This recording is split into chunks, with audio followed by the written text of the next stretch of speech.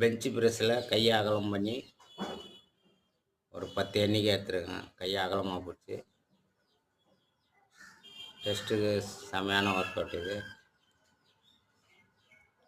இது மாதிரி கையை அகலமாக வச்சுக்கணும்.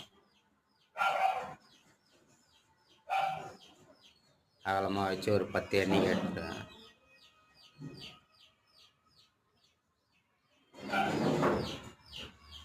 தரமாக இருக்கும்.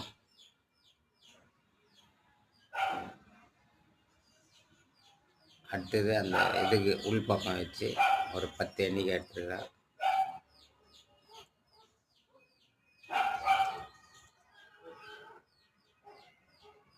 கை ஸ்ட்ரென்த்தாக இருக்கும், மார்பகம் விரிவடையும், டெஸ்ட்டு நல்லாயிருக்கும்.